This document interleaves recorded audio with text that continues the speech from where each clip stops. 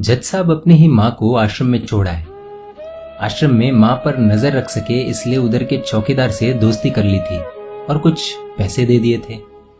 जज ने चौकीदार को अपनी दिल की बात आंखों में आंसुओं के साथ बता दी कि घर में पत्नी है जो माँ के साथ बदतमीजी से पेश आती है और पत्नी के कहने पर दोनों बच्चों ने माँ से बात करनी ही बंद कर दी। माँ को अकेलापन लगने लगा और इन सब वजहों से दिन भर रोती, इसलिए उसे आश्रम छोड़ने के लिए आ गए। तो चौकीदार ने कहा, जज साहब आपके सामने सारे सबूत थे कि कौन सही और कौन गलत है, लेकिन अपनी ही माँ के साथ न्याय नहीं कर पाए तो औरों के साथ क्या न्याय करते होंगे आप। ये बात जज साहब के दिल को छुप गई।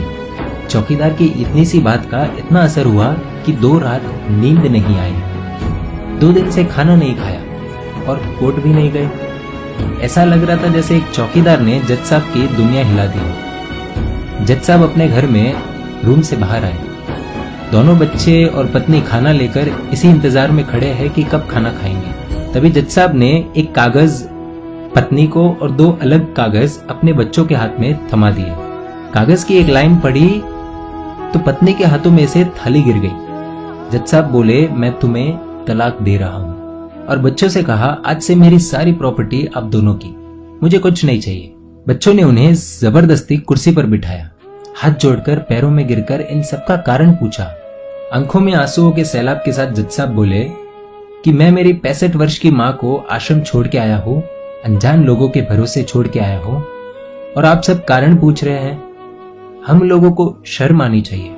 रोज मेरे कोर्ट से आने के बाद माँ रोती थी कि बेटा प्लीज मुझे ओल्ड एज होम में शिफ्ट कर दो। आप में से किसी ने भी माँ से सीधे मुंह बात नहीं की और ये भी भूल गए कि जिस जज को आज पूरा शहर सलाम करता है, उसी जज को बनाने में उस माँ का कितना बड़ा रोल है। कभी दूसरों के घरों में काम करने जाती तब भी मुझे अकेला ना छोड़ती। ऐसी भगवान समान माँ को मैंने आश्रम में छोड़ दिया, और वो भी ऐसे लोगों के भरोसे जिन्हें ये तक नहीं पता कि माँ को क्या बीमारियां है। खुद को कोसते हुए जज साहब कहते हैं, दूसरों पर फैसले सुनाने वाला आज मैं खुद हार गया। मैं जज नहीं बल्कि गुनहगार हूँ, और मैंने जो गुनाह किया है वो शायद कानून तो माफ कर देगा, लेकिन ईश्वर के कोर्ट में वो कभी माफ नहीं होगा। ये कहते हुए जज साहब बोले कि अब मैं अपने पापों का प्रायश्चित करने जा रहा हूँ। मैंने अपना सब कुछ आप लोगों को सौंप दिया है और अब अपनी माँ के साथ आश्रम में रहूंगा और उनकी सेवा करूंगा। पत्नी से जज साहब ने कहा कि याद रखना, आज तुमने उस माँ को आश्रम भिजवाया, तुम भी एक माँ हो, कल तुम्हें भी कोई आश्रम भेजेगी, तब तुम्हें मेरे इन शब्दों का अर्थ सही मायने में समझ आएगा। ये बोलकर जज साहब निकल लिए अपनी माँ के पास। आधी रात को चौकीदार भी जज साहब को देखते हुए चौंक गया। अंदर देखा तो माँ सो रही थी।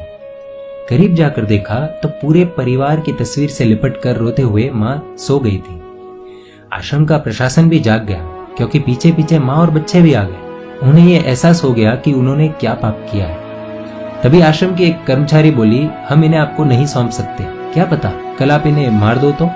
ये सुनते ही जज साहब की पत्नी को दिल में बहुत दर्द हुआ। वो बोल उठी कि मैडम जी, शायद हमारे हाथों बहुत बड़ा पाप हुआ है, मानते हैं, लेकिन अब हम इन्हें मारने नहीं, इन्हें एक नया जीवन देने आए हैं। आश्रम के सभी बुजुर्गों की आंखों में आंसू थे, सबके सब रो पड़े। खुशी के आंसुओं के साथ माँ को घर ले आए। लेकिन वही आश्रम में अनेक आंखें ऐसी थी जो किसी ना किसी का इंतजार कर रही थी। दोस्तों, इस कहानी का उद्देश्य तो आप सब समझ गए होंगे, इसलिए शेयर कीजिए और हर घर तक इस कहानी को पहुंचाइए, क्योंकि माँ तो माँ होती है। सब होगा तुम्हारे पास पर सुकून नहीं होगा। सुकून सिर्फ माँ के आंचल में होता है।